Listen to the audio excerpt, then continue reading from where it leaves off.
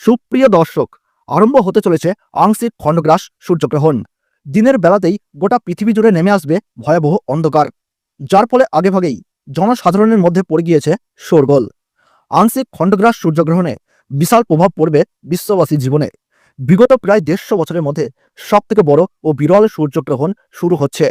এই গ্রহণটির বিশেষত্ব রয়েছে অনেক বেশি, কারণ এই সূর্যগ্রহণটির স্থায়িত্বকাল 4 ঘন্টা 24 মিনিট, অর্থাৎ 4.5 ঘন্টার কাছাকাছি সময় ধরে চলতে থাকবে।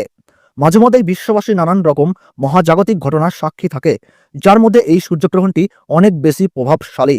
তো বন্ধুরা, ভারতবর্ষ ও বাংলাদেশের কোন কোন জায়গা থেকে দেখা যাবে এই গ্রহণটি, তার ওই পাশাপাশি ভারতবর্ষ ও বাংলাদেশের সময় অনুযায়ী গ্রহণটি কখন শুরু হবে এবং কখন শেষ হবে, গ্রহণের মধ্য সময় কখন থাকছে, কতক্ষণ পর্যন্ত চলবে এই গ্রহণ, এই গ্রহণের গ্রাসমান কি রয়েছে, সূতককাল কখন থেকে শুরু হচ্ছে, গ্রহণের সময় ঠিক কি কি নিয়ম কানুন আপনারা পালন করবেন, বিশেষ করে গর্ভবতী মহিলা ও শিশুরা এই সময়ে কি কি করবেন আর কি কি করবেন না। তো এই সমস্ত বিষয়কে কেন্দ্র করে বড় বড় জ্যোতিষ শাস্ত্রবিদদের তরফ থেকে যেই সব সতর্ক বার্তা জানিয়ে দিয়েছেন, তো তাই কিন্তু আমি আজকে আপনাদেরকে জানিয়ে দেব এই ভিডিওটির মাধ্যমে।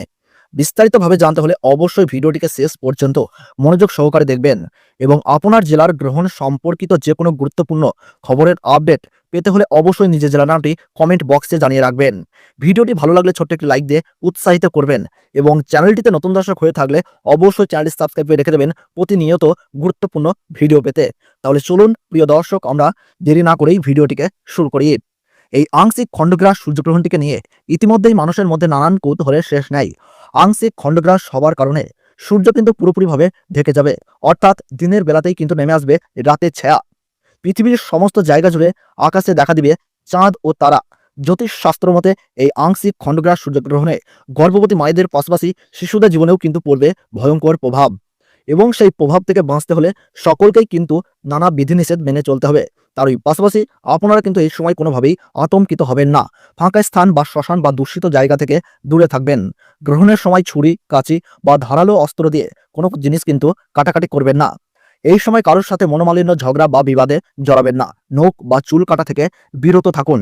গ্রহণ শুরু থেকে শেষ হওয়ার সময় পর্যন্ত কোনো কিছুই খাবেন না। তার পাশাপাশি অপরের নিন্দা করবেন না, তাতে কিন্তু আপনার জীবনে খারাপ প্রভাব পড়তে পারে। এবং গ্রহণ শেষ হলে অবশ্যই স্নান করবেন এবং নিজ নিজ ইষ্ট দেবতার পাঠ করবেন। সেই সঙ্গে গরিব মানুষদের দান ও সেবা দেওয়ার চেষ্টা করুন। পারলে পশু পাখিদেরকেও খাবার দিয়ে তাদের সেবা করুন, তাতে এই গ্রহণের অশুভ প্রভাব থেকে রক্ষা পেয়ে সফলতা পাবেন। তো ভারতবর্ষ এবং বাংলাদেশ থেকে আংশিক খণ্ডগ্রাস সূর্যগ্রহণ শুরু হচ্ছে ইংরেজি 21 সেপ্টেম্বর 2025 সাল, বাংলা 4 আশ্বিন 1432 সাল রবিবার। ভারতবর্ষের সঠিক সময়সূচি অনুসারে এই আংশিক খণ্ডগ্রাস সূর্যগ্রহণ শুরু হচ্ছে বেলা 11টায়। গ্রহণের মধ্য সময় থাকছে দুপুর 1:12। গ্রহণ পুরোপুরিভাবে সমাপ্ত হচ্ছে বিকেল 3:24 এবং বাংলাদেশের সঠিক সময়সূচি অনুসারে এই আংশিক খণ্ডগ্রাস সূর্যগ্রহণ শুরু হচ্ছে বেলা 11:30। গ্রহণের মধ্য সময় থাকছে দুপুর 1:42। গ্রহণ পুরোপুরিভাবে সমাপ্ত হচ্ছে বিকেল 3:54। গ্রহণের মোট স্থিতিকাল 4 ঘন্টা 24 মিনিট। গ্রহণের গ্রাসমান রয়েছে 0.855।